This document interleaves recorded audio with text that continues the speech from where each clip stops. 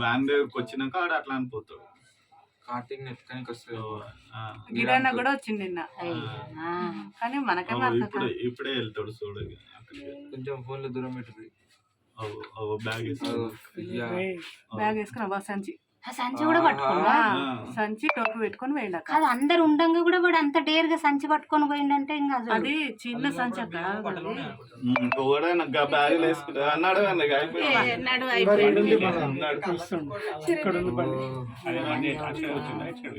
పోయింది. అటే పోయిండా? అటే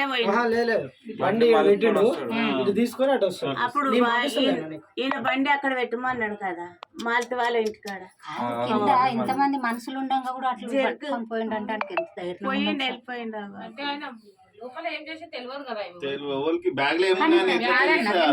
బ్లడ్ అన్న రాకపోవచ్చు.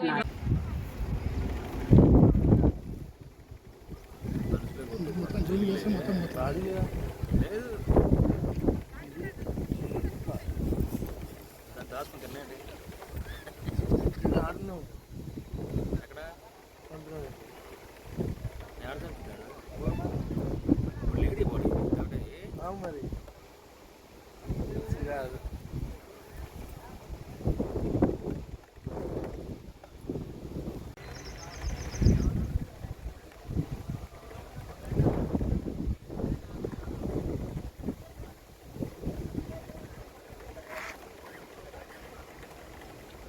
ఈ వరదకి ఎక్కడ దొరుకుతుంది అంత ఫ్లోట్ మనుషులే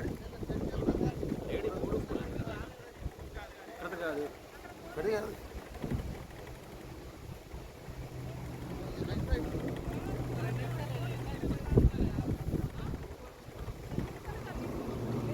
ఇది కూడా మన కూర్చున్నలాగా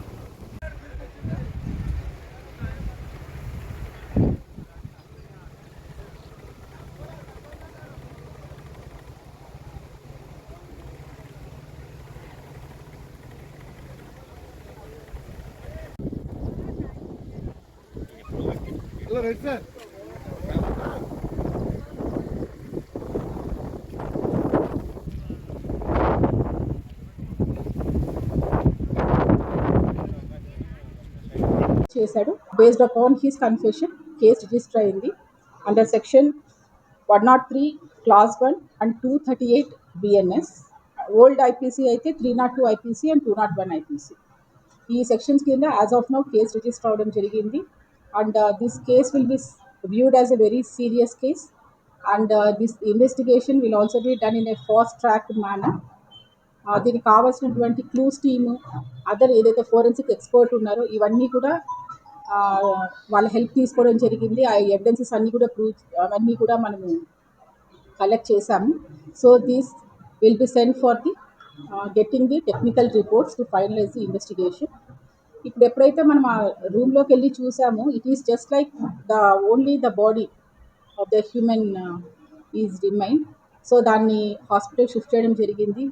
and PME and we have to ascertain the lady ఎవరైతే చనిపోయారో ఆ అమ్మాయి ఫలానా స్వాతి అని చెప్పి చేయడానికి we have to conduct the DNA testing. దాని గురించి ఏవైతే అవసరం ఉందో ఆ టైప్ ఆఫ్ టెస్ట్ కూడా తీసుకుంటాము. సో ఈ అక్యూజ్డ్ మన దగ్గరే ఉన్నారు. After the medical examination he will be sent for the judicial remand. So and inspector Govind Reddy Vedipalli and his team చాలా చాకచక్యంగా ఇదంతా కూడా ఎక్కడ కూడా ఎవిడెన్సెస్ ఎక్కడ కూడా పోకుండా పకడ్బందీగా ఎక్కడెక్కడ ఏవేవి ఉన్నాయో అవన్నీ కూడా మనం వీడియోగ్రాఫ్ చేయడం ఏంటి, కోర్టుకి ఎలా టెక్నికల్ ఎవిడెన్సెస్ మనం ప్రూవ్ చేయాలను ఆ విధంగా అన్నీ కూడా కలెక్ట్ చేయడం జరిగింది. సో ఫర్దర్ రిపోర్ట్స్ వచ్చిన తర్వాత ఎంత త్వరగా మేము దీన్ని రిపోర్ట్స్ తెచ్చుకొని ఫైనలైజ్ చేసి ఛార్జ్ షీట్ వేస్తాం.